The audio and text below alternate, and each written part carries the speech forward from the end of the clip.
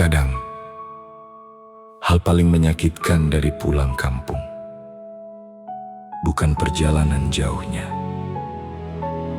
tapi ketika kita sampai dan menyadari ada seseorang yang biasanya selalu menunggu kita pulang, kini sudah tidak ada lagi. Rumah itu masih sama. Lorongnya, kamarnya, bau dapurnya, semuanya masih sama. Tapi suasananya sudah berbeda. Karena sosok yang biasanya membuat rumah itu hidup, kini tinggal kenangan. Tak lama, datang pelayan yang sudah membawa hidangannya. Sekaliannya, satu teh manis, satu teh kosong. Iya, Pak. Setelah selesai makan, kami melanjutkan perjalanan lagi. Kurang dari 1 jam, kami sudah sampai di depan rumah pas azan maghrib berkumandang. Aku mengetuk pintu rumah, tapi gak ada yang buka. Coba kau pergi ke rumah belakang, panggil si Ujuk. Iya, Tuk. Aku langsung menuju rumah belakang dan memanggil Mang Ujuk. Namun yang keluar malah istrinya. Bolin, datang sama siapa? Saya sama Datuk Big. Mang Ujuk ada? Aku terbangun dari tidurku, terasa sunyi, sepi, dan aku masih teringat dengan neku. Biasanya kalau pagi dia selalu mondar-mandir di kamarku, karena dia sudah menyiapkan sarapan pagi.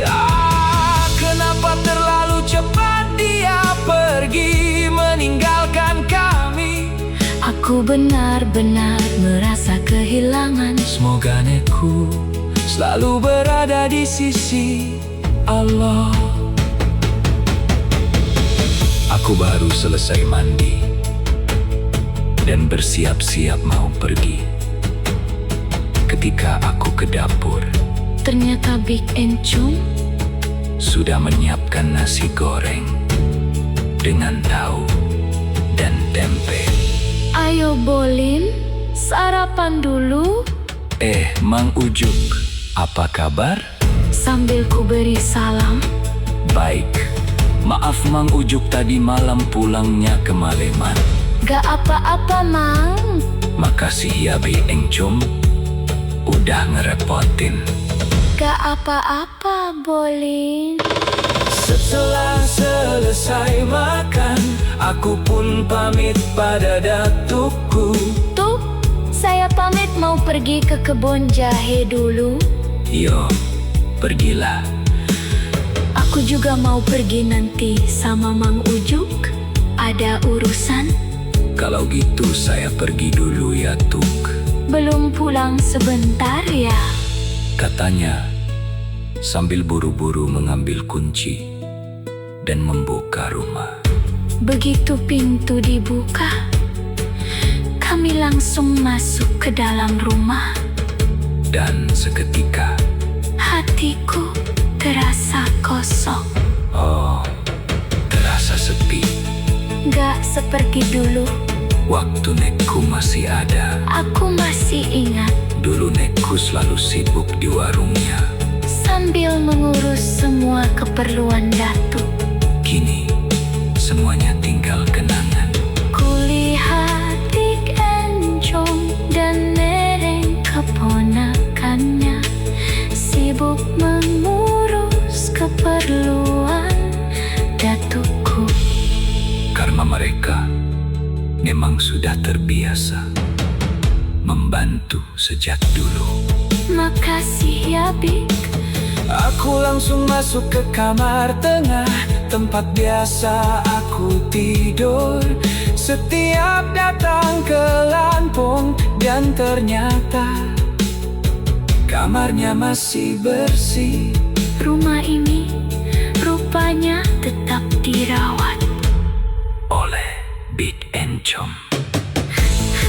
Hati-hati baik. Yo pop. Ketika sampai di kebun jahe, Aku langsung masuk ke rumah Pak Nahunjang. kebetulan pintunya memang kan dikunci. Halo, assalamualaikum. Waalaikumsalam. Si Bolin tiba-tiba muncul. Datang sama siapa? Mana papa mamanya? Saya datang nganterin Datuk Sulung. Oh, sama Mang Sulong. Apa kabarnya, Datukmu Bolin? Baik Pak Mah. Tak lama, Satu persatu saudara sepupuku datang menyambutku. Hei, Bang Bolin datang! Derta, Lina, Ratna, Dewan, Jojo, Budi, Meli, Handra. sekaliannya satu teh manis. Satu teh kosong. Iya Pak. Iya Pak. Setelah selesai makan, kami melanjutkan perjalanan lagi. Kurang dari 1 jam, kami sudah sampai di depan rumah. Pas azan maghrib berkumandang, Aku mengetuk pintu rumah. Tapi nggak ada yang buka. Coba kau pergi ke rumah belakang, panggil si Ujuk. Iya Tuk. aku langsung menuju rumah belakang dan memanggil Mang Ujuk. Namun yang keluar Malah istrinya. Bolin. Datang sama siapa? Saya sama Datuk Bik. Mang Ujuk ada. Aku terbangun. Aku terbangun dari tidurku. Sekaliannya Satu teh manis. satu teh kosong. Iya Pak. Setelah selesai makan, kami melanjutkan perjalanan lagi. Kurang dari 1 jam, kami sudah sampai di depan rumah. Pas azan maghrib berkumandang. Aku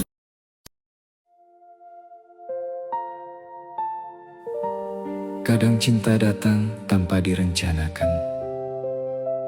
Berawal dari perjalanan, lalu tumbuh menjadi kenangan di antara laut bukit dan dua hati yang mulai saling menemukan.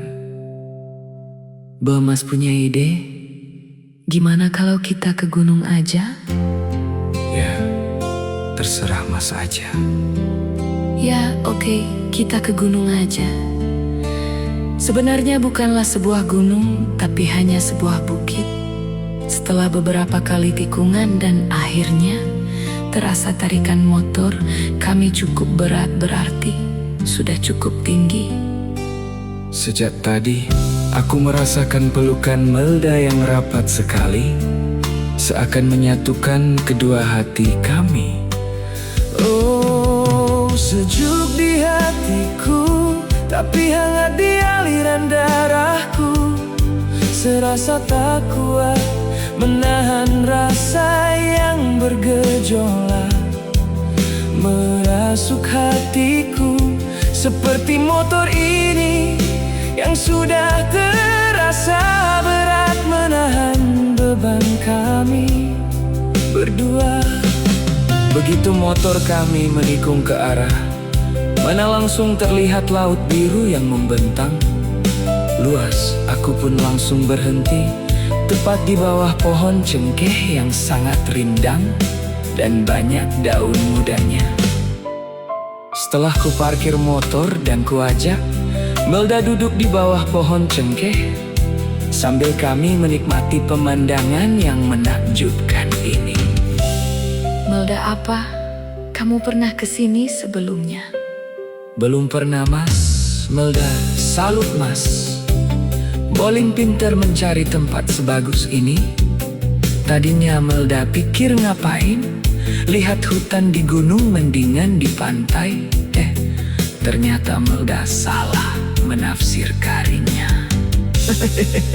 Sepertinya posisi kita persis di depan pelabuhan panjang ya. Kita sekarang yang melihat kegiatan kapal-kapal itu. Ada yang sedang bongkar barang, dan ada juga yang sudah meninggalkan dermaga menuju laut lepas. Oh, itu lautan yang tak berujung sejauh mata memandang. Ya, mas bagus sekali pemandangannya. Ini akan menjadi kenangan yang tak terlupakan sepanjang hidupku nanti, mas. Ya pastilah, karena hari ini adalah hari yang terindah buat kita berdua untuk sepanjang masa. Tak terasa kami sudah terbuai dalam indahnya alam dan pohon-pohon cengkeh yang menghijau di sekitar kami. Tanpa kami sadar kalau kami sudah saling merangkul dan Melda menyandarkan kepalanya di dadaku. Kami pun sudah terhanyut dalam nuansa romantis yang menyatu dega alam di sekitar kami. Hampir saja kita tadi ke pantai ya. Mas, paling cuma begitu-begitu aja pemandangannya. Ya, iyalah paling di pantai. Cuma lihat Banyu Belago. Apa mas? Banyu Belago? Yaitu gelombang.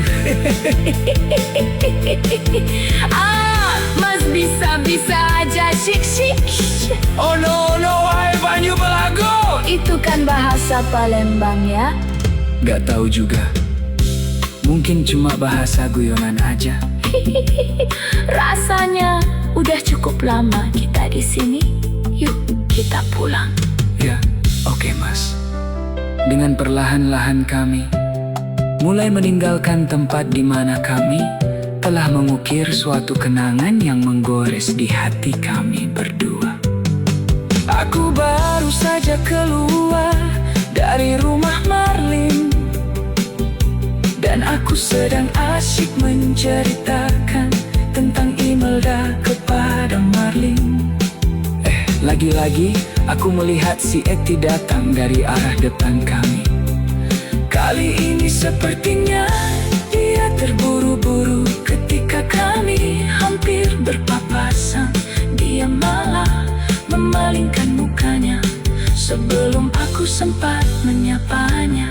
Len, tadi juga aku ketemu Degeti. Tapi gak jutek gitu.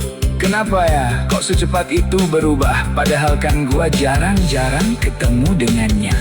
Gua sih gak heran. Orang sekebun jahe juga tahu dia suka begitu tuh. Kalau lagi berantem deh caunya. Siapa cowoknya? Si Abisan, Kakaknya Lin. oh gitu. Ada-ada aja sampai segitunya pacarannya. Kami sudah sampai di Panjang. Di sini kawasan pelabuhan, tempat bongkar muat kapal-kapal kargo.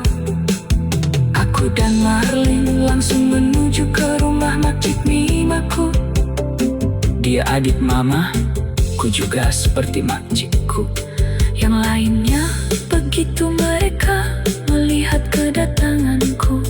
Ia terkejut bercampur dengan rasa gembira dan langsung memelukku. Bolin, nanti makcik bikin gulai kambing kesukaanmu ya. Wah, mantap Nian, makasih ya makcik.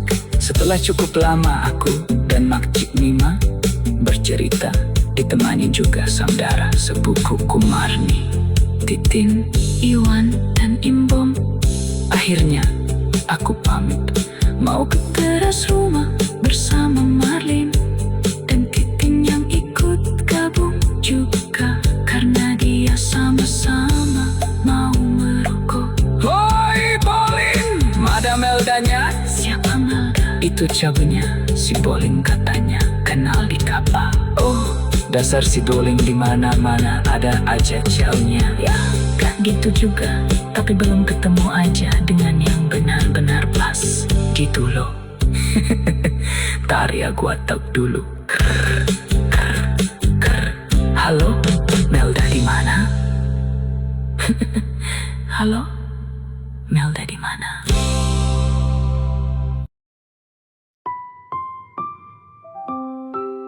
Kadang yang paling menyakitkan bukan perpisahan, tapi rasa takut kalau seseorang yang sudah nyaman di hati perlahan menghilang karena jarak dan waktu. Melda, Apa mas, Banyu Belago? yaitu gelombang laut. Mas bisa-bisa aja. Ono-ono wae Banyu Belago. Itu kan bahasa Palembang ya. Iya sih, bahasa wong kita. Tapi istilah Banyu Belago mungkin cuma bahasa gaul aja kali. Rasanya udah cukup lama kita di sini. Yuk kita pulang. Ya, oke mas. Dengan perlahan-lahan kami pun mulai meninggalkan tempat di mana kami telah mengukir suatu kenangan yang menggores di hati kami berdua. Kok dari tadi Melda diam aja? Sepertinya ada yang sedang dipikirkan, kenapa? Ya mas, aku kepikiran besok kan mas akan pulang ke Jakarta. Entah kapan kita bisa bertemu lagi. Itu yang kupikirkan dari tadi. Semua pertemuan pasti akan ada perpisahannya. Tapi kan kita berpisah untuk sementara. Kita kan bisa teleponan nanti kalau kamu udah pulang ke Jogja. Mudah-mudahan mas bisa main ke Jogja. Beler ya mas, janji ya. Awas lo janji, jangan tinggalin Melda. Ya, iya pastilah nanti kita kan ketemu lagi. Tak terasa kami pun sudah sampai di depan rumah Makcik Mima. Kebetulan suasana di depan rumah Makcik Mima sepi, tidak ada orang. Maaf ya mas, Melda enggak mampir lagi. Mau langsung pulang aja. Sebab sudah dari tadi pagi keluar rumah. Takut dicariin mama papa. Oke, Melda, kalau begitu Makasih ya sudah datang ke sini. Lalu aku merangkul dan mencium Melda sebagai tanda perpisahan. Dengan penuh haru kemudian Melda pergi meninggalkanku. Ketika aku memalingkan badan hendak masuk ke rumah, ternyata Makcik Mima dan saudara-saudaraku tengah memperhatikan perpisahanku dengan Melda yang baru saja terjadi. aduh, Bolin, mesra benar. Dari mana pula kau dapat pacar baru yang cantik itu? Biasalah Makcik. Aku langsung diajak makan siang karena memang sudah disediakan. Aku dibuatkan makanan kesukaanku, gulai kambing sambil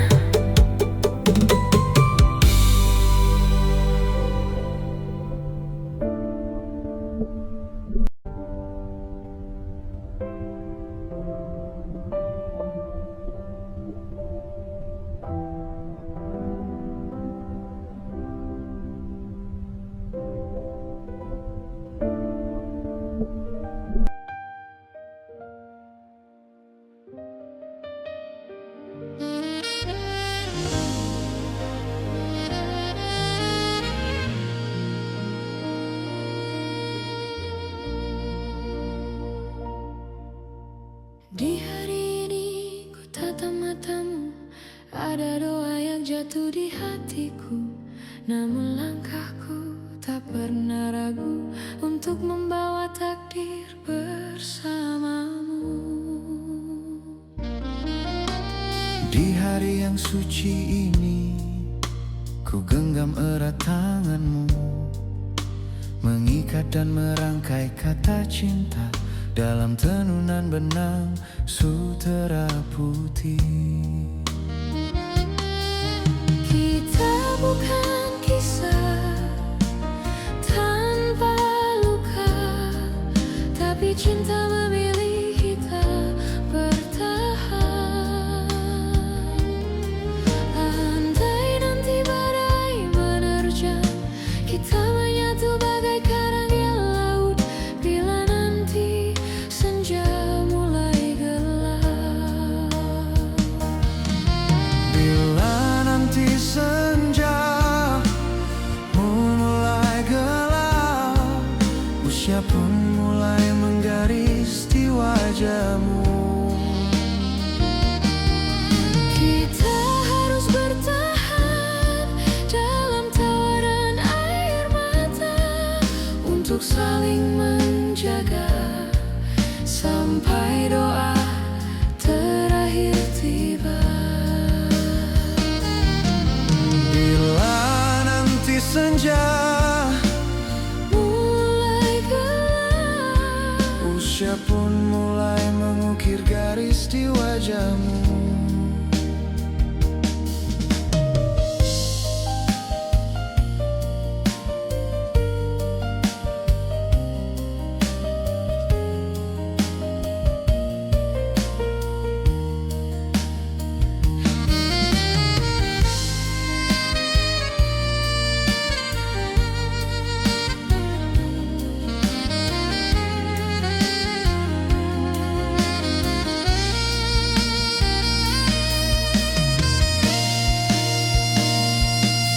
kita bukan kisah tanpa luka, tapi cinta memilih kita bertahan. Andai nanti badai menerjang, kita menyatu bagai karang di laut. Bila nanti senja mulai gelap, Bila nanti senja mulai gelap, usia pun mulai menggaris di wajahmu. kita harus bertahan dalam tawaran air mata untuk saling